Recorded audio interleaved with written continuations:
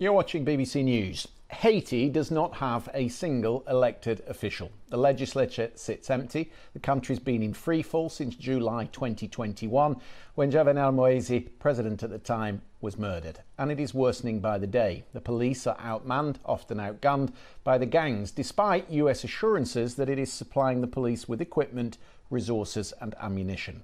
The gangs have control of the food, fuel and water. They have blocked access to the port and the roads leading out of the capital, Port-au-Prince, which gives it the feel of Somalia in the Caribbean. Some flights have been chartered to evacuate the foreign nationals, but most Haitians do not have the option to leave, which means often the only route for escape is to try and cross the shared land border to the much more prosperous and democratic Dominican Republic. The country's president, Luis Abineda, says the Dominican Republic will continue to expel Haitians and will not host irregular refugee camps.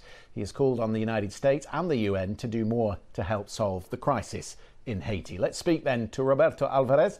He is the Dominican Republic's foreign minister. Thank you very much for being with us this evening. So, what is happening at the border? I know you have controls in place, but it's nearly 400 kilometres long. How secure is it? Thank you for the invitation.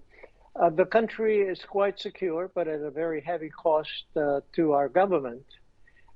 There are approximately 10,000 members of our armed forces along the, as you said, almost 400-kilometer border.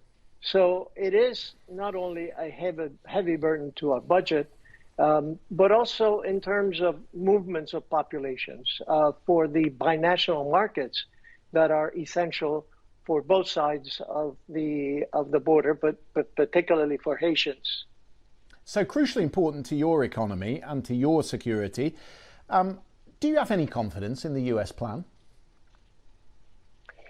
Well, we are very confident in the UN Security Council resolutions. We hope that the multinational security force will be hopefully used very soon, will arrive. The Kenyan soldiers and others will be deployed very, very soon. That is the most important aspect now, that the Haitian National Police requires an external assistance in order to get law and order, some basic law and order in place. I understand there's a plan to send 1,000 Kenyan troops. Who would join them? Well, several other countries have already pledged also forces, such as Benin has offered between 1,000 to 2,000 members. Also, the Bahamas, Guyana, Antigua and Barbuda, Jamaica have offered up to another 1,000. So you have there already 3,000 to 4,000 security forces that of several countries willing to help the Haitian National Police. But having been to Port-au-Prince and having seen for myself these sprawling camps and how they are controlled by the gangs, I have difficulty believing that they could wrest control of the capital so easily, particularly when others have failed. I mean, this is not the first time this has been attempted. Well, I certainly did not say that it would be easy. No, but I, again, believe that it is possible. The Haitian National Police still exists, of course, with a decimated number of members of the police, because it's been difficult to get the equipment, the assistance into Haiti, the intelligence that they need. And that's precisely where this external assistance would come in very useful to the Haitian National Police. It will take some time. How long? I don't know. I'm not a sort of member of the military, but I can tell you that we believe from our estimates, intelligence service estimates, that a large number of those gang members have nothing better to do. And they're unemployed youths or have been coerced into serving with the gangs. And that if they had an alternative, they would not continue being a gang member. Would it not be easier to take out the gang leaders? I mean, we've got this guy who we focus on quite a lot, Jimmy Cherizier, Barbecue as he's known. If these are the kingpin figures that are standing in the way of a democratic government, Why are they just not taken out of the situation? I mean, arrested or what have you? Probably, yes, that would be the best way to go. They would need to be arrested, obviously, and taken out of circulation. But for that is exactly what the Haitian National Police needs assistance, and they have asked for it. The government that was in place have asked for it, and most of the Haitian population want it. What about the transitional council that Secretary Blinken was overseeing, or certainly pushing? Are we any nearer to having a number of representatives on that council who can at least lead the country out of the crisis? Sure. In addition to Secretary Blinken, the United States, a number of other countries have been participating in trying to get the Haitian actors, the main actors, the stakeholders, to form a coalition government that is as widely representative as possible. And precisely the CARICOM, the English Caribbean community countries, have had a group of eminent persons helping with this for over a year. 3 former prime ministers of the CARICOM countries have been negotiating in Haiti as well as in other locations, Jamaica and others, with these actors, the main actors, and they have proposed up now a total of 9 members of this provisional presidential council. It hasn't been stalled yet. They're precisely waiting.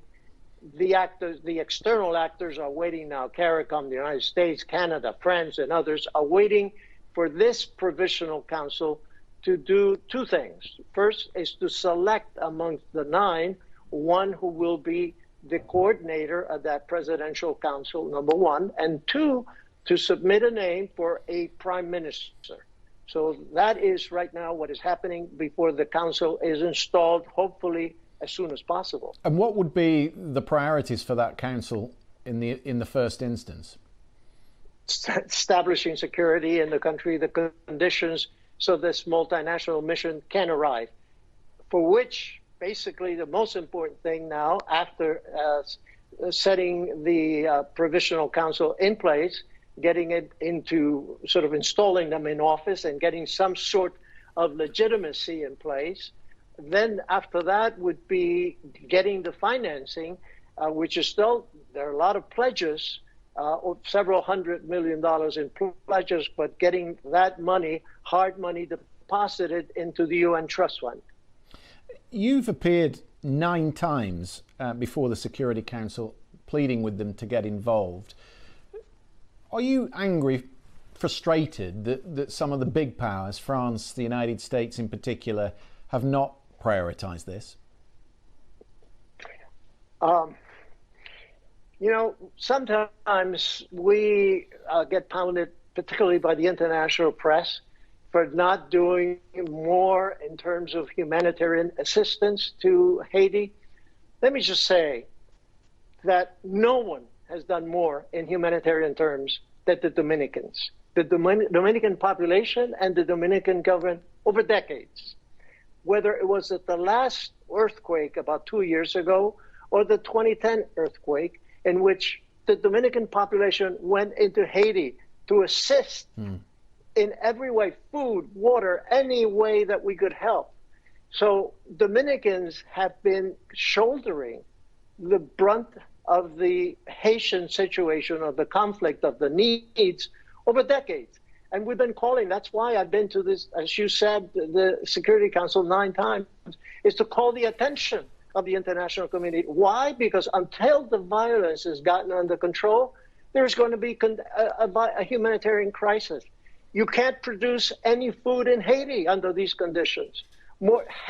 Thousands of hectares, which were once very productive, are now you can't do it because the roads are blocked by the gangs. Everything is blocked. So how can you get any productive situation or things under? You can't. It's impossible. Roberto Álvarez, the Dominican Republican Foreign Minister. It's good to have you on the program this evening. Thank you for joining us. Thank you.